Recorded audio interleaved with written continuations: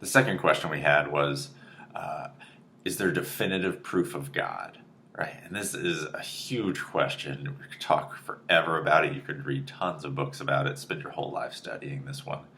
So we're going to do it really quick. The answer, again, just like the other one, is yes and no. So if by definitive proof you mean like scientific proof that you can hold in your hands and say, yes, I see this, God exists, you're not going to get it.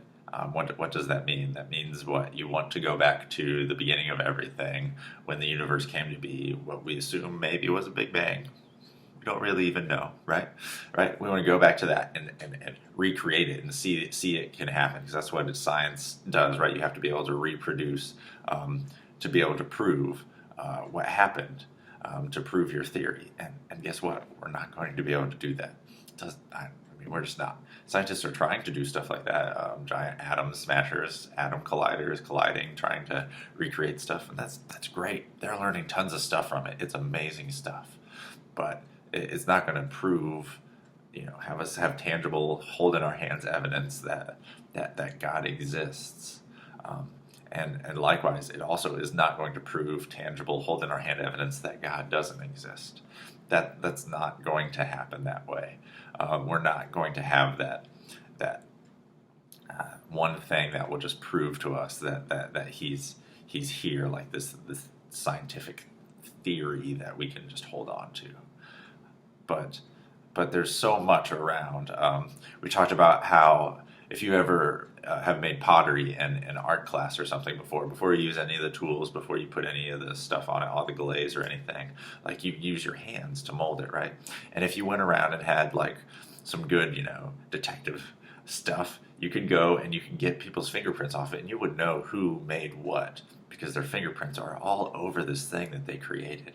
And that's what that's the way we as Christians hopefully feel about God and what he's done in this universe and in our world especially, right? You can see his fingerprints on everything. The amazing complexity in our ecosystems and plants and trees and animals and how they work together, and us as human beings just inside our own bodies, how things work. It's an amazing thing. Even the way we socially work together as people, the way that we have the ability to learn, that we have thumbs, can do things, right? Like God has done all this amazing stuff for us, and we've talked about all these parameters that the Earth has to have to be able to be a planet that's habitable for life, right? Like all these little parameters about how far away we are from the sun, how much tilt we have on our axis, how fast we rotate, how much oxygen and how much carbon dioxide are in the air. All these millions of tiny little things that have to be just right. I mean, there's not much room for air for life to be here. And some people are like, well, we're just really lucky, and that's a coincidence. Man, that's really hard to believe. So we had an amazing discussion about it. So if you have some questions about this and you weren't there, come and ask them. We can't go through all our big discussion that we had, but we read Psalms 19, verses 1 through 4, and it says this. David's writing this, and it's just going outside, and this is a psalm, which is a song, and this song just says, God, I go outside and I look at the skies and I just know that you're real. I mean, look at how amazing this is. It says, the heavens proclaim the glory of God. The skies display his craftsmanship. Day after day, they continue to speak. Night after night, they make him known. They speak without word or sound. Their voice is never heard, yet their message has gone throughout the earth and their words to all the world. Right? If you just look around and pay attention, you know that there's something amazing going on, that God created so much stuff. And there are some of you who are just maybe are never going to be in that place where like, I can fully just believe that God created that just as its own idea. That's a really big idea. Like, what does that all entail? How did he set up the earth like that? How did he know? And there's a lot of hard questions in there, and keep digging on those. But for me, the way I got into this was trusting in who Jesus was, right? It might be harder to prove who God is and how everything began. That's really hard, maybe impossible. But knowing who Jesus is something that we can look at, and we can have those tangible facts that you want, or that maybe your friends want, that are asking, like, why do you believe that?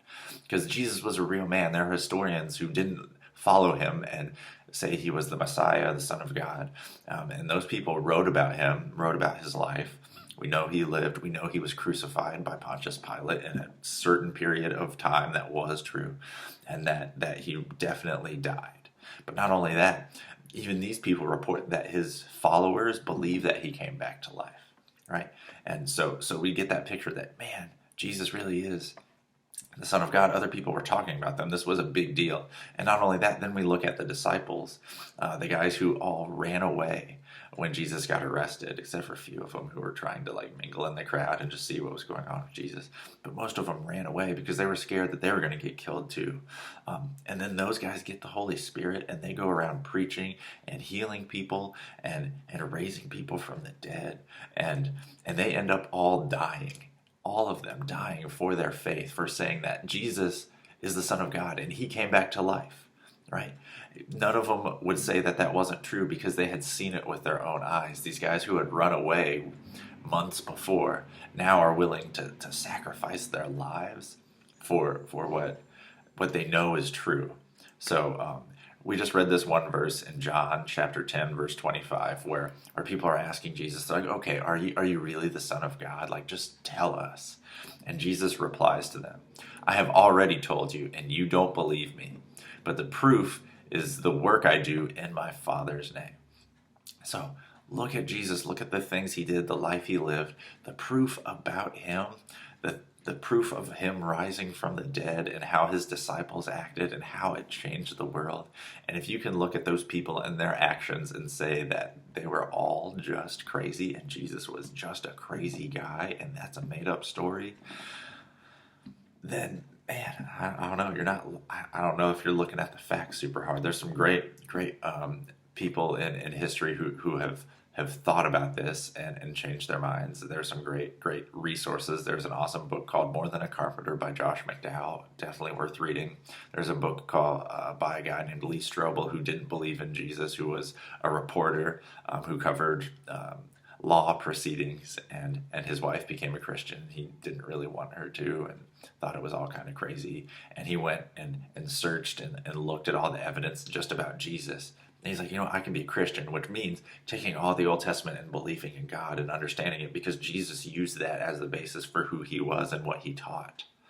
And even C.S. Lewis, guy who wrote the Chronicles of Narnia and stuff, amazingly brilliant man who wasn't a Christian, and then he started studying it and became a Christian. There are tons of other stories like that, but check out those people, check out the stories that they have of coming to faith, and know that while we don't have definitive hold in our hand proof, we kind of do, right? Not scientifically, but then again, maybe yes. If you look around and just see the complexity of everything and see how everything works together, and the harmony of how things have to work together to make life possible, I feel like it takes a lot more faith to believe that just happened and we're super lucky than it does to believe that God created all of it. Love you guys. Have an awesome